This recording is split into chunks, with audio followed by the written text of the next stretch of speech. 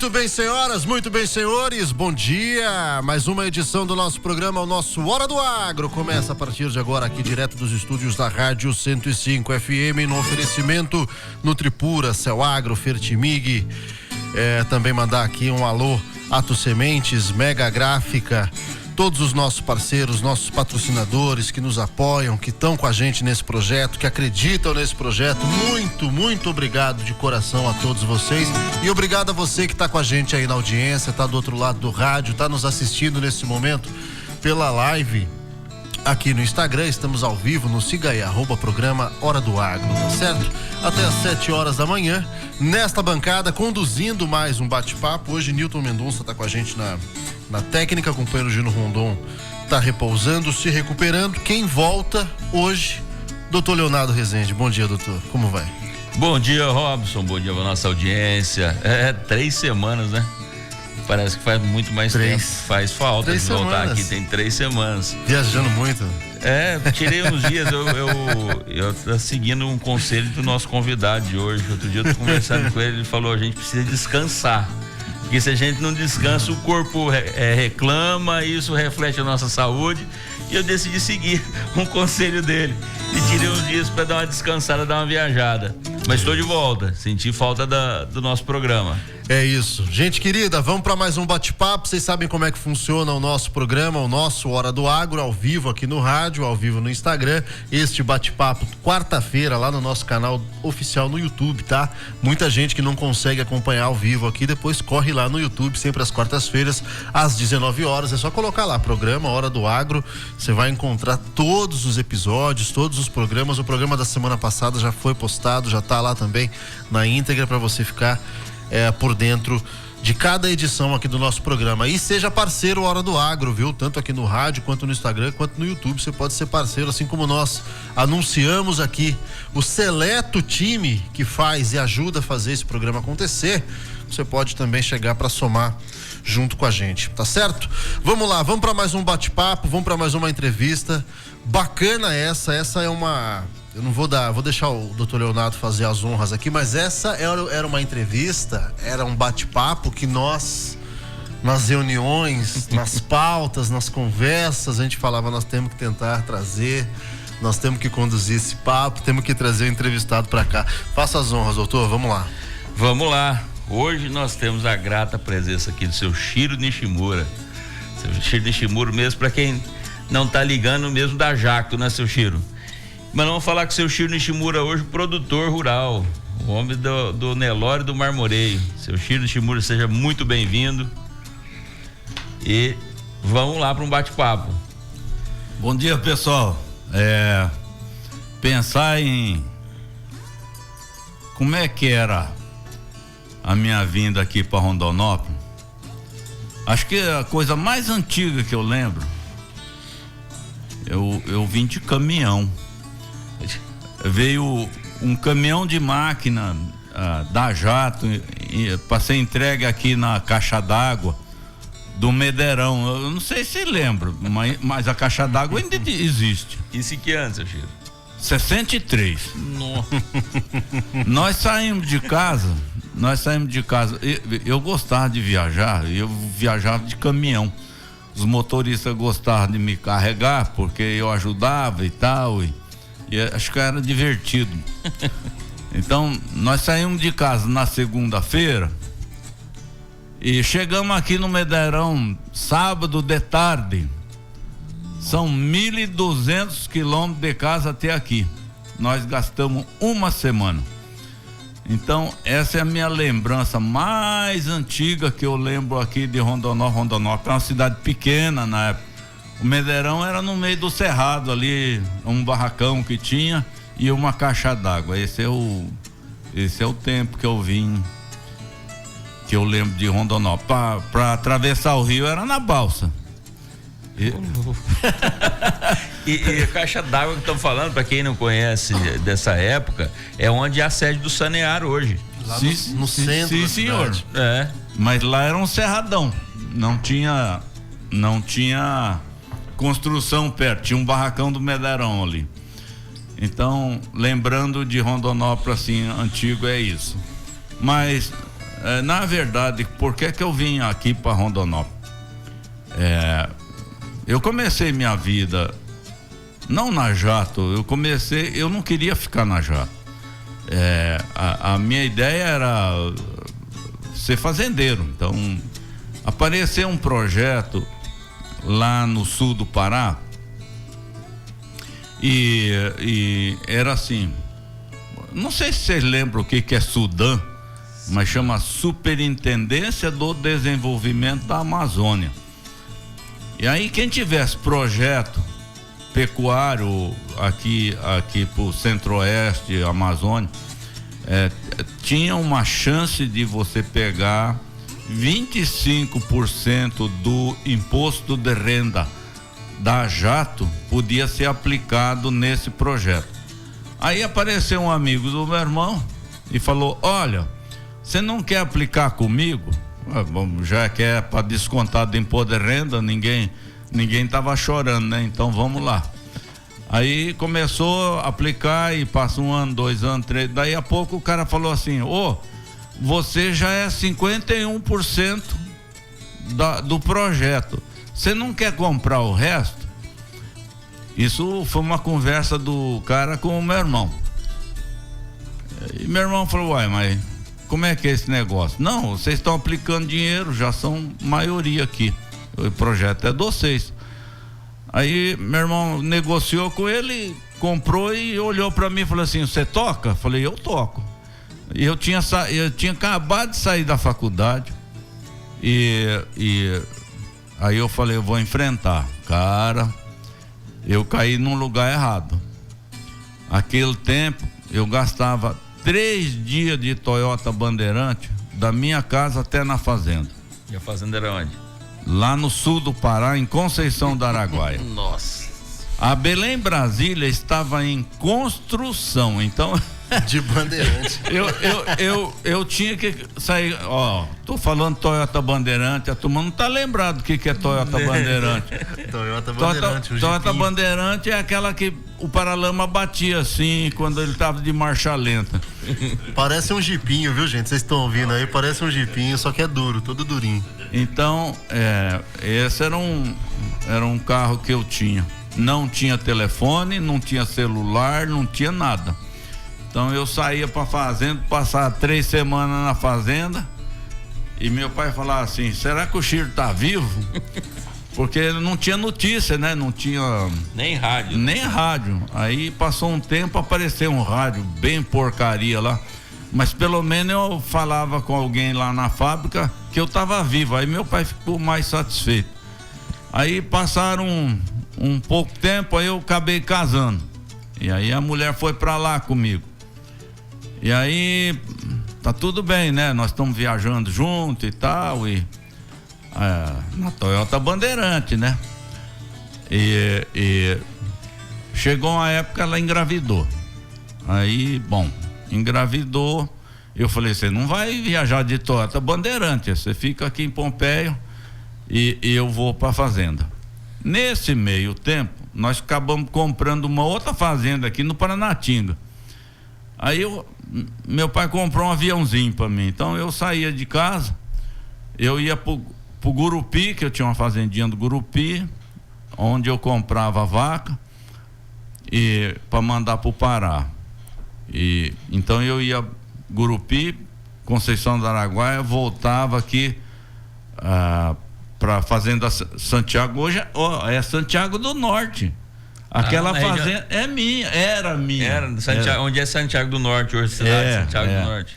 E daí eu passava aqui em Rondonópolis e ia para casa. Eu passava 25, 30 dias fora de casa. Aí chegou o Natal, o negócio ficou torto. Eu cheguei em casa, tal, fui pegar a minha menina que já tinha 1 ano e meio, queria abraçar ela. Ela pegou, deu uma volta e para dentro. Chegou um estranho aqui. Já não era eu, cara. Mais. O estranho era eu. Aí minha mulher chegou uma hora lá, falou: isso era perto do Natal, rapaz. Olha o presente que eu ganhei. Eu gosto muito de você, japonês, mas desse jeito nós não vamos continuar, não. Então Eu branquei na hora, rapaz, eu não sabia o que falar. Aí eu falei, caramba, ó, não vamos parar a conversa assim mesmo, me dá um tempo. Aí eu saí correndo lá falar com meu pai. Falei, meu pai, ó, eu ganhei um cartão amarelo aqui, o que eu faço? Ele falou, uai, o que tem que fazer? Eu falei, tem que morar mais perto do serviço. Uai, então mudando, uai. E falei, caramba, como é que eu vou agora escolher uma cidade para morar, né? Aí eu pensei em Goiânia, falei, Goiânia é a mesma coisa, morar em Pompeia, não dá. Aí pensei em morar na Barra do Garça, não ia dar certo, porque não tinha estrada da Barra para minha fazenda. Aí minha irmã morava em Cuiabá, falou, não, vem morar em Cuiabá. Eu falei, eu não gosto de morar em Cuiabá. Cuiabá é meio complicado para mim. Eu sou muito acho que cara do interior, sabe aquele cara que Cuiabá mora... é muito capital, né? Muito Pompeia é 20 mil habitantes, gente, é uma currutela. Eu não estou acostumado a morar numa cidade grande, então também descartei Cuiabá. Aí eu fiquei olhando Rondonópolis, e eu fazia as compras da fazenda aqui em Rondonópolis. Falei, acho que eu vou dar uma olhada aqui direito. Aí nós rodamos, falamos, acho que vai dar para morar. Aí fui na imobiliária, aluguei 3 casas, uma para mim, uma para o contador e um para o piloto. E vamos lá, 3 mudanças de Pompeia, assim, esse caminhão 11 e 13 na lona, demoramos um tempo para chegar aqui, mas beleza. E aí começamos a minha vida aqui em Rondonópolis. Isso era ano de 1981. Esse é eu me tornei morador aqui. Há 24 anos. E aí eu pensei assim, eu vou morar aqui e tal. Eu comecei a fazer uma casa e tal, mas as coisas tá até andando legal, rapaz. Mas a vida, a gente planeja, faz as coisas, pensa as coisas e executa as coisas, mas de repente aparece Collor de Mello. Vocês estão lembrados que tem um monte de gente que não sabe quem era o Collor de Mello, mas eu vou falar uma coisa pra você. Voltou à tona aí essa semana aí, foi essa semana falaram dele aí. Tinha uma mulherzinha lá que era ministra, que chamava Zélia Cardoso de Mello. Essa mulher congelou tudo. O dinheiro que tinha no banco congelou. Quer dizer, era seu, mas você não podia mexer. Cara, aí eu vi a porca torcer o rabo. Então, eu tive que ir embora de Rondonópolis. Eu tive que vender as fazendas, vender o gado. Gente, naquela época eu estava até mais ou menos, viu? Porque eu queria ser pecuarista e eu estava tudo organizado para isso. Eu tinha 70 mil hectares de terra, quer dizer, terra, né? Cerrado, campo, é cerrado aí, mas era terra, e eu tinha 13 mil cabeças de gado. Então, trabalhava feito um maluco, mas isso aí dava para eu viver, gente. O negócio é que quando eu fui lá ver meu pai, a coisa tava feia. 1.300 empregados e ele com $50 na conta.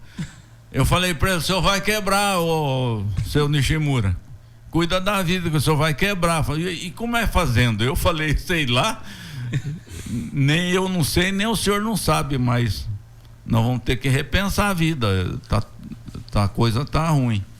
Então, uma das coisas que eu tive que tomar decisão na vida era que eu tinha que destruir o meu sonho de pecuarista, né? Eu estava bem encaminhado, gente. Como pecuarista, estava bem encaminhado. Eu tinha toda a parte de trator de esteira para desmatar, trator para plantar, plantadeira, colhedeira. Eu tinha 4 colhedeiras pequenas, daquelas SLC 2000, antiga. Os companheiros velhos conhecem. E aí todo ano nós abria 2.500 hectares de cerrado, plantava arroz primeiro ano, segundo ano plantava capim. Então, e o gado para pôr nessa abertura nova eram as novilhas que eu tinha em casa. Então, tava tudo organizado, tudo pronto, trabalhando. Mas a vida não é do jeito que a gente quer. Então, esse trupicão que eu tive na minha vida, foi duro. Eu cheguei aqui novamente, né? Aquele cartão amarelo, né? Eu ganhei o cartão amarelo para mudar para Rondonópolis. E eu ganhei outro cartão amarelo porque eu cheguei para a mulher, falei assim: vai na escola, novembro, hein? Vai na escola, pega as matrículas das meninas, que nós estamos mudando. Cara, assim na bruta. Nossa Senhora. Cara, o negócio foi bom, não.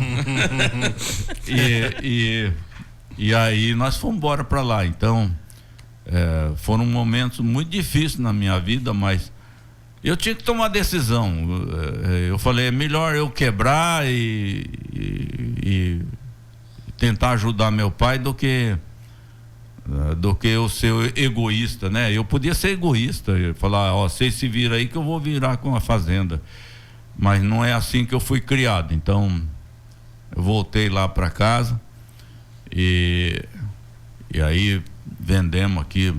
Ei, rapaz, pensa num negócio ruim, porque quando você vai vender as coisas e ninguém tem dinheiro, é cada proposta que aparece, cara, e você tem que ir fazendo, porque o mínimo dinheiro que você fizer ajuda a diminuir a Jato, porque a Jato estava com 1.300 empregados e não tinha venda.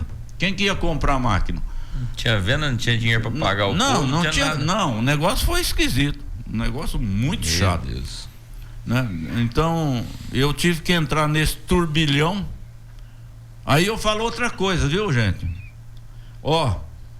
Vocês que estão me ouvindo aí, casa que falta pão, todo mundo briga, ninguém tem razão. Eu vou repetir, hein? Casa que falta pão, todo mundo briga, ninguém tem razão. É isso mesmo. Foi esse momento que eu cheguei de volta na família do meu pai. Rapaz, isso não prestou, me deu úlcera. Era uma brigaiada, mas foi isso, né? Todo mundo passando apuro e cada um querendo defender o seu pedaço, e nós falamos, se for assim vai quebrar, então é melhor todo mundo baixar a bola e vamos trabalhar junto para sair fora desse atoleiro. Então demorou, Leonardo, que demorou 4 anos. Nossa. Esses 4 anos me deu úlcera. Então, úlcera de nervoso, né? Minha mulher chegava em casa, o dia que eu chegava em casa meio torto, ela olhava para mim assim e falava assim: hoje não dá para conversar com o japonês, né? E eu falei, não dá não, eu tô doido. E aí eu ficava remoendo aquilo, mas Leonardo, eu não sou psicólogo, cara, não dá você querer resolver uma coisa de briga de família e você não ter preparo nenhum de psicologia para tentar resolver. Foi muito difícil. Eu tive um aprendizado duríssimo com respeito a conversar, ajeitar, mas graças a Deus demos conta de vazar. Muito bem, vocês estão aí ouvindo, aí vocês viram que a gente até nem interrompeu o seu Chiro, porque a gente também fez questão de ouvir cada história e trazer na memória. Vocês que estão aí do outro lado da audiência vão ouvindo também, vão imaginando, tentando trazer a cena lá de meados do início, né, dos anos 60, quando ele vem para trabalhar na Jato, na empresa, no negócio do pai, até o início da própria caminhada e depois a abertura, a compra de fazendas. Aí surge essa possibilidade pelo Sudã para terras na Amazônia, ali no Pará, e vai desbravando para cá e vai desbravando para lá, até o momento em que começa de fato a consolidar os negócios, e aí tem toda essa história de desbravar, né? Na Toyota Bandeirante que a gente mencionou. E aí já, né, nessa primeira parte do programa a gente já vê os altos e baixos da vida, os desafios, os obstáculos que sempre vão ter, que sempre vão acontecer.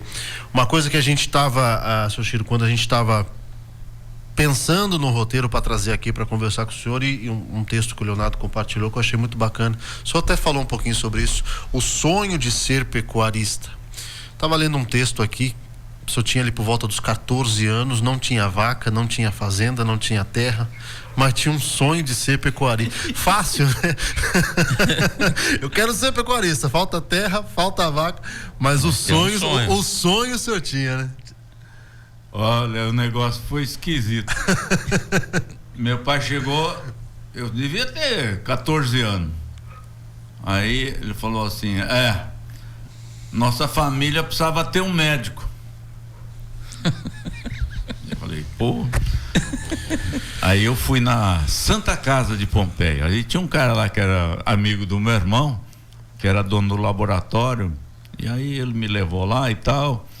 E eu passei o dia inteiro dentro da Santa Casa de Pompeia.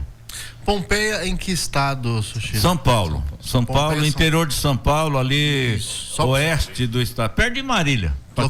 Para localizar a nossa audiência. Não, mas localiza que é 28 quilômetros de Marília. De Marília, pronto. A grande Pompeia, né? Pompeia é 20 mil habitantes. Aí eu tava falando da Santa Casa. Aí eu passei o dia inteiro na Santa Casa.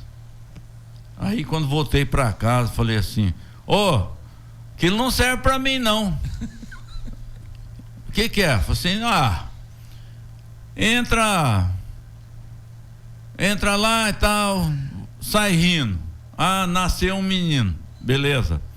Entra lá, sai chorando, morreu um. Falei assim: rapaz, esse negócio serve para mim não. Tô fora, não vou ser médico não. Aí meu pai falou: vai pro laboratório lá e tal. Eu fui no laboratório, o químico falou: some com esse cara daqui, vai quebrar tudo. Aí eu falei: laboratório também não dá. Aí onde é a Jato hoje, era um sítio. Meu pai queria comprar só uma beirinha ali para construir um barracão. Aí o cara falou assim: eu vendo tudo ou não vendo.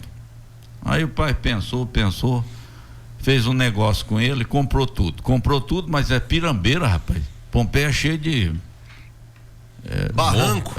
Só onde eu morava, por exemplo, terminava minha casa, andava 10 metros, tinha 100 metros de buracão para baixo, assim, num tembezão assim. Pompeia assim, é cheio de barranco, né? Aí meu pai comprou 19 alqueires. 19 alqueires, mas ele queria só 1 hectare e não. Ficou um sítio ali. Uhum. Aí eu comecei a pensar assim: bom, nós podíamos mexer aqui, né? E aí comecei a puxar leite. Não gostei muito de puxar leite. Aí plantei milho, plantei batatinha, essa batatinha inglesa que você compra no mercado aí. Plantei cebola. Cebola, a história é legal, viu? Eu plantei na alta e colhi na baixa, cara.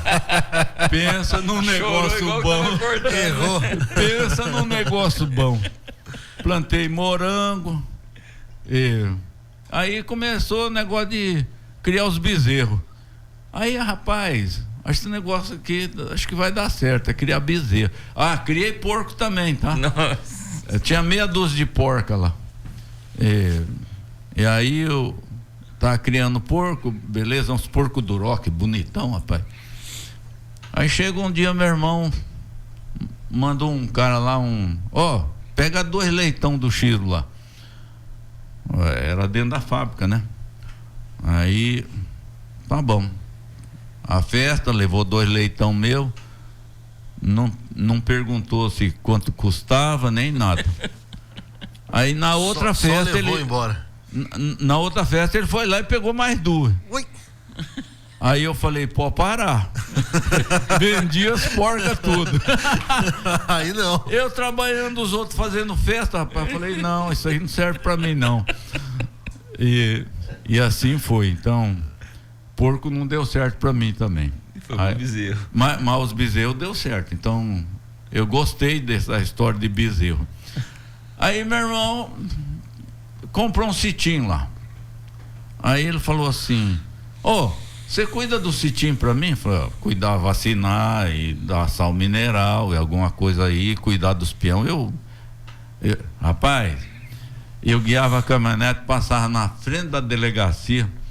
Eu era de menor. Guiando a caminhonete. Guiava a caminhonete para ir no sítio, passando na frente da delegacia. O delegado era amigo do meu irmão, ele fechava os olhos. Tô eu indo lá no sítio do meu irmão. Então, as coisas começaram assim. Aí, quando eu fui para a faculdade, eu fui em Jaboticabal fazer vestibular. Lá é Unesp de Jaboticabal. É uma faculdade de agronomia. E aí eu fui para lá, me formei lá. No final do curso, eu tinha aulas optativas, era crédito. Cada curso tinha um valor de crédito. E aí eu tinha que fazer X crédito. Então eu peguei todas as matérias que eram da zootecnia e fui fazendo. Acho que eu não fiz galinha só. O resto eu fiz. E aí definiu mais ou menos na minha cabeça de pecuarista, né? Daí em diante eu fui pro mundo. Aí eu fui contar a história das bandeirantes da vida. E aí foi desbravar com a bandeirante. Esse foi o comecinho, né? Vamos, acho que deu o horário do nosso intervalo. Vamos faturar 6h28. Tem muita história do Nelore. Tem muita história pra gente contar. Vamos fazer uma pausa, a gente volta já. Você se lembra o que estava fazendo 20 anos atrás? Teve algo que você plantou e hoje colhe os frutos de tanto esforço e trabalho? Em 2003, nós plantamos as sementes da Fertimig Fertilizantes e depois de algumas colheitas boas, vendavais, dias chuvosos e ensolarados regados de muito trabalho e dedicação, crescemos fortes, sólidos, com uma adubação adequada e nutritiva para superar qualquer tempo ruim. Temos orgulho e gratidão de ter você como parceiro e de ajudar a promover a fertilização da produção de alimentos do mundo. Grupo Fertimig. Forte, como sua lavoura deve ser. A Nutripura está tornando a pecuária do futuro uma realidade no Brasil. Hoje, trabalhamos lado a lado com as fazendas mais produtivas, lucrativas e sustentáveis do país, provendo consultoria, produtos e serviços inovadores. A importância da Nutripura, que a gente vem acompanhando já ao longo dos anos, né, mais de 2 décadas de trabalho da Nutripura, nós observamos o cuidado que eles têm ao divulgar os seus trabalhos, os seus ensaios, os seus estudos, os seus produtos para os clientes, né, para os pecuaristas de todo o Brasil. E isso é muito importante quando você atesta, quando você aprova os trabalhos dentro de casa para você levar para os produtores. Guilherme Tonhar, diretor comercial na Estância Bahia Leilões, parceiro da Nutripura. Juntos, vamos mais longe. A primeira parte do nosso programa, vocês viram que o Dr. Leonardo e eu, a gente procurou até nem participar muito para não interromper o convidado, porque é muita história, isso não interferir, brigadeiro. Porque é muita história. E agora, durante o intervalo aqui, a gente pensando para qual história, de tantas histórias nós vamos agora, doutor Leonardo. Vamos falar do Nelore, né? Ele saiu. O seu Chiro hoje, ele se dedica hoje, o sonho de pecuarista dele serviu, né, seu Chiro? E se dedica hoje a produzir um Nelore diferenciado, um Nelore com marmoreio. Explica pra gente o que é esse Nelore com marmoreio, o Nelore Araponga, que é o que o senhor produz, e como é que o senhor chegou nessa produção e decidiu fazer essa produção diferenciada? Esse padrão. Bom, primeiro tem que ficar no Nelore, né? Eu, quando vendi todas as fazendas do grupo, Ainda sobrou uma fazendinha aqui no Pochorel, na beira do... Como é que chama aquele riozinho ali? Pochorel da areia, não. Nossa senhora, aparece, não, como é que era ali? Eu esqueço o nome, não importa. Mas é um riozinho de água bem limpinha que cai ali no rio Pochorel. A fazenda era por ali. E aí eu comprei essa fazenda para trazer as vacas PO que eu comprei lá em Presidente Prudente para começar o rebanho. Então eu trouxe aqui pro Pochorel. Por que eu fui cair no Pochorel, não? Eu comprei uma fazenda do seu neném bem baratinho, tinha 440 arqueiras ali, mas era meia suja, meia mal arrumada, mas eu falei, comprar baratinho, eu ponho minhas vacas ali, eu vou desmamando. E eu tinha uma fazendinha aqui na Santa Elvira, que eu trazia os bezerros para fazer prova de ganho de peso. Então, por que eu comprei aqui na Santa Elvira? É porque tinha asfalto, e aí eu podia pegar farelo de soja aqui na Sadia e levar lá e misturava com milho e fazia ração pros bezerros na prova de ganho de peso, né? Então, isso aí foi meu projeto de Nelore, que era para fazer touro para meu consumo lá para baixo no Paranatinga. E eu tinha consumo alto de touro todos os anos. Eu tinha mais ou menos 1.500 novilhas por ano para emprenhar, então eu tinha que fazer os tourinhos. Quando foi liquidar isso, eu tava na reunião com meus irmãos lá, aí e a fazendinha e tal, não sei o que, vamos matar as vacas e tal, e meus irmãos, né? Olhei bem pra eles e falei assim: rapaz, vocês vão matar a minha vaquinha? Aí o meu irmão, que tinha assim, tem irmão que é mais chegado, né? Tem irmão que não é chegado. O irmão chegado falou assim: é paixão? Eu falei: mais ou menos, né? Quer ficar com as vaquinhas? Eu falei: não tem dinheiro, ué, como é que eu vou ficar com a vaquinha? Não, vamos fazer o seguinte: você tem ações da Jato, e aí a gente avalia a fazendinha, as vacas, e aí a gente troca ações da Jato com as vacas. Eu falei: uai, se vocês fizerem isso pra mim, eu quero. Então, as vacas Nelore que eu tenho, cara, começou lá em 86, 87 e tá comigo até hoje. Então, sei lá quantos anos deu já, mas é muitos anos. 40. Né? 40. É muitos anos.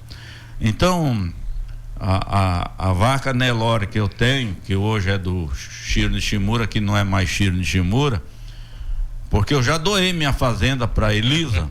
Então, já foi uma vida inteira. Mas, na verdade, essas vacas ficaram para mim, e nós fomos tocando assim, mais ou menos. Eu trabalhando na Jato, não podia vir aqui na fazenda, então o negócio ficou meio,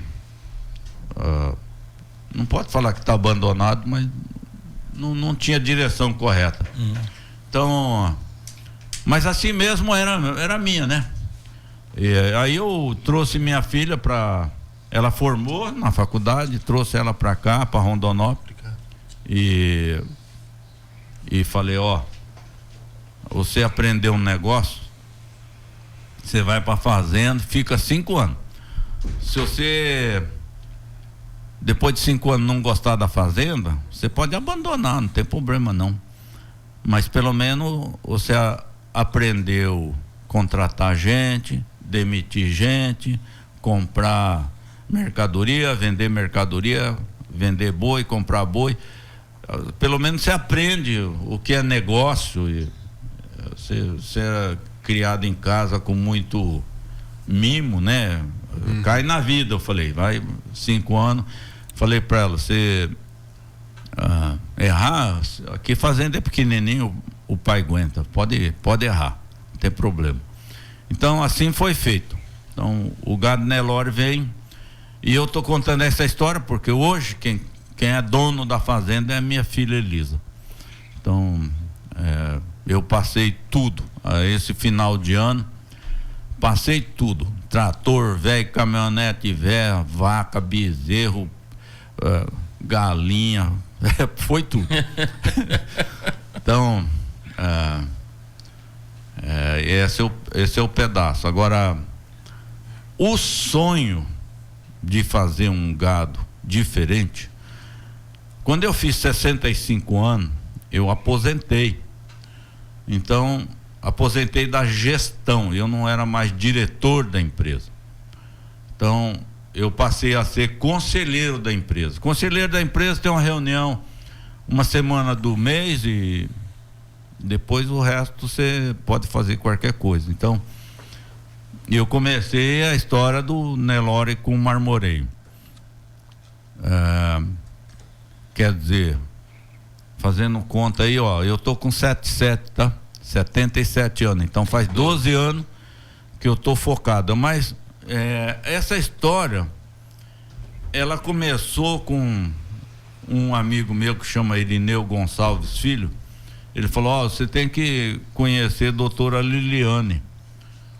Aí eu fui conhecer a doutora Liliane, que é dono da DGT. DGT é uma empresa franquia do grupo americano, e esse grupo americano, com esse negócio de ultrassom, analisar gado através do ultrassom, conseguiu classificar a carne do animal sem abater, porque normalmente o que existe aqui no Brasil é você abate o animal, leva para o laboratório, aí tem aquele negócio de cisalhamento e não sei o que, e gordura, e tudo isso é feito em laboratório com animal morto. A DGT faz com animal vivo. Para você entender o que é DGT, foi eles que classificaram o Aberdeen Angus. O cara hoje chega aqui, Aberdeen Angus, todo mundo sabe o que é Angus, Black Angus, qualquer coisa assim. É sinônimo de carne boa. Hoje é grife, né? Todo mundo fala isso, mas não é verdade não. Hoje é grife o Angus. Pois é, mas não é verdade. A mãe daquele pretinho é Nelore, não é? A mãe geralmente o Aberdeen que a gente faz para corte aqui, o touro o sêmen do Aberdeen puro e a mãe é Nelore. Então, aí tem um amigo meu lá do Pará que tem um negócio de confinar, abater, vender no açougue, como faz a celeiro aqui. Uhum. E ele falou assim: minha carne tinha dia que estava boa e tinha dia que não estava boa. Aí ele foi descobrir que quem fazia a carne ficar boa ou ruim era a vaca Nelore. Então o que tem que entender é o seguinte: para fazer carne boa mesmo, você pode fazer com Nelore igual eu estou fazendo, e a minha Nelore é carne boa. Eu falo isso, sabe por quê? Porque toda vez que eu vou para feira, eu mato 2 novilhas e levo para a turma experimentar. Não adianta nada eu ficar falando para você: ó, come aí, a carne é boa, a carne é boa. Você vai no açougue, um dia tá bom, um dia tá ruim, e aí fica aquela encrenca. E eu falo: não, usa a minha genética que você vai fazer carne boa. Aí tem gente que acredita, tem gente que não acredita, mas Nelore tem carne boa se você fizer essa medição de ultrassonografia que nós estamos falando. Então começou há 12 anos atrás. Eu tinha 15% das minhas vacas com marmoreio. 12 anos atrás. Hoje, 80% das minhas vacas já está com marmoreio. Então, estou muito perto de chegar a ter marmoreio 100% das minhas vacas. Por que não tem 100%? É porque quando a gente fala de marmoreio, fala de um item da qualidade de carne. Só que nós temos que olhar a AOL, que é aquele redondo lá da bisteca, sabe como é? Aquela carne redonda no meio da bisteca, aquilo lá chama AOL. Aquilo é super importante, é muito importante a ponto de, quando você pegar o peso do teu boi na fazenda e o peso do boi no gancho do frigorífico, o AOL, quanto maior o AOL, mais rendimento de carcaça. Alguém já viu matar boi? Normalmente assim, 100 quilos de boi na fazenda dá 54, 55. O AOL grande que eu tenho, ele transmite esse negócio de ganho de peso. Quando o AOL é grande e você pesa o boi na fazenda e você leva no frigorífico, o meu tá dando 58% de rendimento, 3% de rendimento no gancho do frigorífico. Em 20 arroba é uma arroba a mais. É muita coisa. É muito dinheiro. Tudo isso a troco de genética só. Não tem mais nada. Pode fazer todo jeito que você fizer. Você engordar pasto, você quer engordar no confinamento, você quer engordar no tipo, é tudo a mesma coisa. Quem vai mandar é que tamanho de AOL que você tem. Aí, então eu não posso pegar e falar assim, as vacas de marmoreio eu seguro, as outras eu mato. Não, aí tem vaca de AOL grande que o marmoreio nem é tão bom. Mas para efeito do pecuarista, AOL grande é muito importante. Então é necessário eu levar equilibrado AOL, marmoreio, e tem aquela capa de gordura por cima do contrafilé. Quando você corta a bisteca, não tem a capinha de gordura, aquilo é necessário. Quando mata o boi, ele vai para a câmara fria, e se não tiver a capa de gordura correta, a carne esfria muito rápido, ela contrai. Quando ela contrai, ela fica dura. Então, uma das causas da carne ficar dura hoje é a câmara fria, que você pega a carcaça quente, amanhã tá gelado. Essa redução de temperatura muito forte acontece esse negócio de ficar com a carne mais rígida, né? Vamos fazer só uma pausinha rápida aqui para dar uma fotorada, a gente volta já. Você se lembra o que estava fazendo 20 anos atrás? Teve algo que você plantou e hoje colhe os frutos de tanto esforço e trabalho? Em 2003, nós plantamos as sementes da Fertimig Fertilizantes e depois de algumas colheitas boas, vendavais, dias chuvosos e ensolarados regados de muito trabalho e dedicação, crescemos fortes, sólidos, com uma adubação adequada e nutritiva para superar qualquer tempo ruim. Temos orgulho e gratidão de ter você como parceiro e de ajudar a promover a fertilização da produção de alimentos do mundo. Grupo Fertimig. Forte, como sua lavoura deve ser. A Nutripura está tornando a pecuária do futuro uma realidade no Brasil. Hoje, trabalhamos lado a lado com as fazendas mais produtivas, lucrativas e sustentáveis do país, provendo consultoria, produtos e serviços inovadores. A importância da Nutripura, que a gente vem acompanhando já ao longo dos anos, né, mais de 2 décadas de trabalho da Nutripura, nós observamos o cuidado que eles têm ao divulgar os seus trabalhos, os seus ensaios, os seus estudos, os seus produtos para os clientes, né, para os pecuaristas de todo o Brasil. E isso é muito importante quando você atesta, quando você aprova os trabalhos dentro de casa para você levar para os produtores. Guilherme Tonhar, diretor comercial na Estância Bahia Leilões, parceiro da Nutripura. Juntos, vamos mais longe. Muito bem, já de volta com o nosso programa. O Soshiro a gente entrou aqui numa parte agora da genética, falando um pouquinho dessa história, dessa produção, desse padrão de carne que se tem hoje. Eu vou fazer só um convite para você que está aí na audiência, para entender mais do que nós estamos falando, para conseguir visualizar. Eu sou uma pessoa muito do visual. Coloca aí no Instagram, @Fazenda Araponga. Coloca aí, você vai ver exemplos do que nós estamos falando aqui, exemplo da produção do seu Chiro. Estava falando do marmoreio, o que é o marmoreio, o que garante essa produção, esse padrão de qualidade. Por favor, seu Chiro, pode seguir o raciocínio. Do marmoreio, seu Chiro, estava falando, explica pra gente essa questão do marmoreio. Quando a gente fala marmoreio, o pessoal olha lá, e até marmoreio vem de mármore, né? Que é aquela aparência do mármore na carne. Qual que é a diferença disso? Para quem vai lá no mercado e vai comprar, o que ele tem que olhar? Qual a diferença no final das contas você comprar uma carne que tem esse marmoreio e que não tem?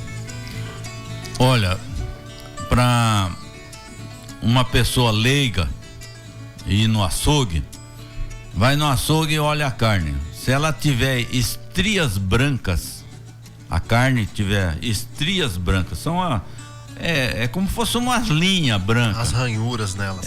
Umas linhas brancas. Normalmente, quando você acha em quantidade boa as linhas brancas, quando você fizer o teu churrasco, você vai fazer uma diferença brutal. O trem é bom. Então, até fome agora. É porque deixa daquela carne dura, aquela sola de sapato. E aí você traz uma carninha agradável de comer, suculenta, saborosa. O Nelore tem essa virtude. Vocês têm que entender, nós somos brasileiros, nós não ligamos para isso porque é comum, todo dia nós estamos comendo carne. E a carne nossa, que é a recria pasto, ela leva um sabor diferente. Então, eu passei Natal e Ano Novo lá na Espanha, na casa da minha filha mais nova. E aí no dia de Natal vamos fazer um churrasco. Aí eu fui lá comprar umas bistecas. E comprei bisteca bonita. Na hora de você fazer o churrasco, a carne tem gosto diferente da nossa. Ela é demasiado gordo e o sabor não é igual. Não, o Nelore é muito superior. A gente tá falando isso porque é comparativo, certo? Eu tenho o sabor de brasileiro aqui, o costume de comer carne nossa aqui é daqui, e aí a gente sente aquele sabor. A referência, o padrão da referência que tem. E é gozado que isso é por raça. Um dia nós saímos com 2 bifes, um de Senepol e um de Nelore, e nós estávamos uns 6, 8 pessoas lá, todo mundo entendido de carne, né? Criador de não sei o que, comedor de carne não sei o que e tal. O Roberto Barcelos era o bambambam hoje da carne. Quem entende mais de carne no Brasil chama Roberto Barcelos. E ele estava conosco. E aí eu fui na churrascaria, falei, prepara essas 2 carnes para nós, mas traz separado. E corta ela pequenininha que todo mundo vai pegar um pouquinho para comer. Nós não vamos te atrapalhar, dono da churrascaria. Nós vamos só fazer uma degustação aqui. Só um teste. Começou com a carne da Senepol, todo mundo comeu a macia, legal. Na hora que chegou a carne Nelore, falou, não, tem que ser Nelore. Então, degustação é coisa da boca, do papila degustativa, coisa de, sei lá. Prazer. Sentir a textura, sentir a... Então, marmoreio, gente, no Nelore é uma revolução. Eu falo que no dia que nós tiver Nelore marmorizado em quantidade, o problema é quantidade. Como eu falei para você, no meu gado tinha 15%. A doutora Liliane lá da DGT fala assim, qualquer rebanho que eu for tem 10% de marmoreio. Em qualquer rebanho Nelore. Só que, como nós não estamos medindo, nós não estamos separando o que tem marmoreio e o que não tem marmoreio. Então você está engordando boi, você está mandando pro frigorífico, tem boi que tinha marmoreio, Nelore, e tem boi que não tem marmoreio. Isso tudo embola lá no meio e vai embora. Por isso que o padrão da carne mudava, às vezes estava de um jeito, às vezes estava do outro. Algumas vezes você se surpreende, normalmente surpreende mal. É negativo. Então, a qualidade da carne, ela vai passar por esse processo de ultrassonografia, queira ou não queira, porque os americanos fizeram isso em 30 anos. Em 30 anos, hoje a carne dos Estados Unidos vale umas 5 vezes mais do que a nossa. Olha lá, se não mais, hein? Se for do Wagyu, então Deus me livre. O nego falou o quilo do Wagyu de R$800, 10 vezes mais, não é? Talvez mais que isso. Então, nós temos isso, a chance de poder fazer isso. O que nós temos que fazer é selecionar corretamente o sêmen que nós vamos usar e o sêmen de touros que tenha marmoreio. Com isso a gente vai multiplicando bem rápido o processo. Carne de qualidade dá para fazer, eu tenho certeza disso, porque eu faço e eu como e eu sei que é bom. Então, na verdade, está aqui na nossa mão. Agora tem que multiplicar. Eu não sei como fazer isso, mas que vai dar, vai. E no dia que nós tiver carne marmorizada para exportar, eu tenho certeza que a arroba nossa não é 300 e pouco, vai ser 400 e pouco. O Soshiro está trazendo uma visão importante. Aí a gente entrou num outro leque aqui, que nós estamos falando de abertura de mercado, de parceria, de exportação. Hoje, Mato Grosso, por exemplo, tem o maior rebanho bovino do Brasil. Hoje manda muita coisa para fora, e todo mundo sabe disso, evidente.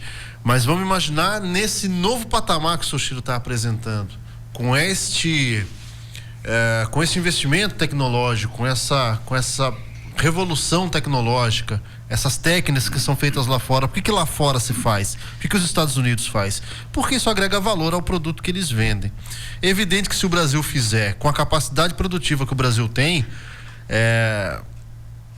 aí a decolada é ainda mais exponencial, porque você vai, capacidade produtiva com a questão do agregar valor e saber vender isso, que aí já entra a parte da propaganda para se anunciar isso. Aí dificilmente alguém bate o Brasil. Tem um detalhe aí que precisa de pessoas com cabeça como a do seu Chiro, que isso na verdade é uma revolução. Uma revolução. O que ele está propondo é uma revolução na cadeia produtiva, uma revolução da carne, de produção. E isso demanda tempo. O detalhe é que a grande maioria dos produtores, eles não pensam assim, eles querem para imediato, ele quer produzir para daqui uma geração, ele quer ter o resultado. Mas tudo bem, se você quer ciclo, isso, né? Você vai ter que buscar. E hoje, com a tecnologia, você tem que buscar, como o senhor falou, você tem que buscar sêmen de touros de qualidade. Você quer implantar isso no seu plantel, você quer melhorar seu plantel nesse sentido, investe em touros que vão produzir marmoreio.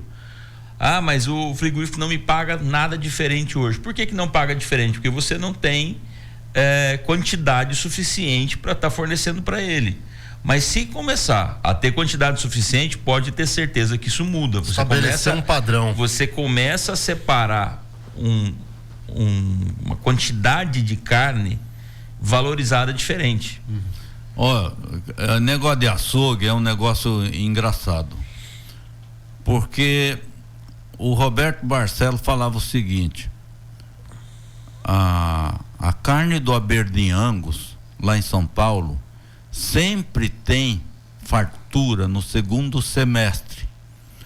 Primeiro semestre entra carne de boi a pasto, aí não entra os meio sangue Aberdeen. Então o dono do restaurante, a dona de casa lá em São Paulo, ela compra toda semana. A carne tem que chegar toda semana.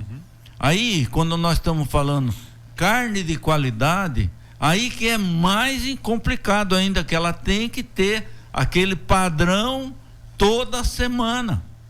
Então, o processo de a gente fazer gado, aqui a gente fala, não, choveu, dá não sei o que, deu seca, dá não sei o que, e aí você tem boi gordo e não tem boi gordo.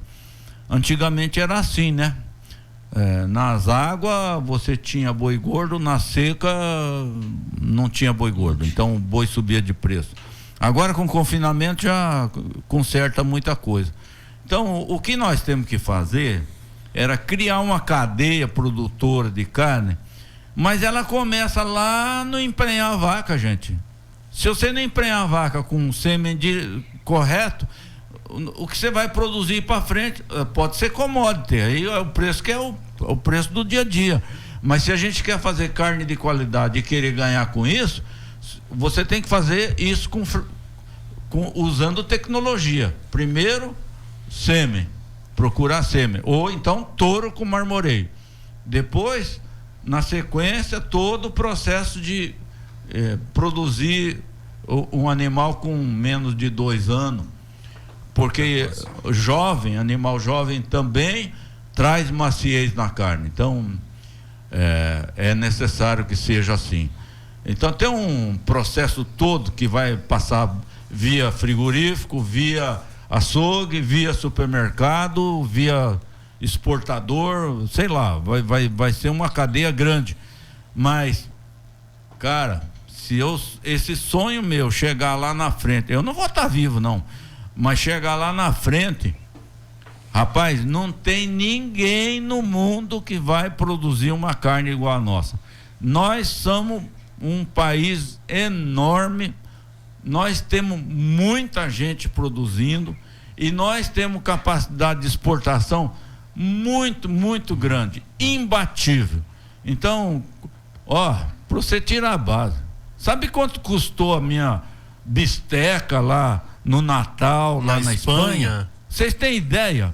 Tem nem ideia. Eu paguei 55 euros o quilo. Meu Deus. Multiplica por 7, vê a conta aí. Meu Deus. 350, 385. É mais do que uma arroba de boi, gente. Comprei 1 quilo de bisteca, paguei 55 euros. E nem por isso. Rapaz, esse é valor agregado. É o que nós podemos fazer. Imagina a nossa carne chegar lá na gôndola desse jeito, com sabor diferente, sabor brasileiro, sabor de capim. É diferente. Você vai nos Estados Unidos, o bezerro ele desmamou em cima do milho e vai até morrer em cima do milho no confinamento. Aí você vai comer, a carne é boa, macia, beleza, mas tem aquele gostinho, sabe, aquele gostinho de gordura de porco.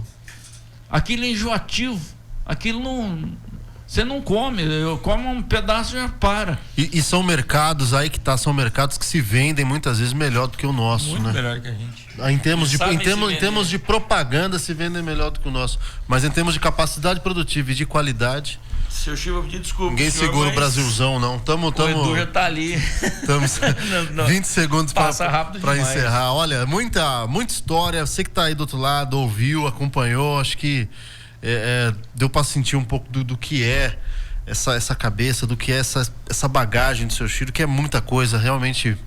Um programa é pouco, é curto para tanto. Vamos ter que fazer outro. No mais, obrigado pela audiência. Doutor Leonardo, faça as honras, encerre o programa aí. Muito obrigado. A mensagem final do senhor para nossa audiência.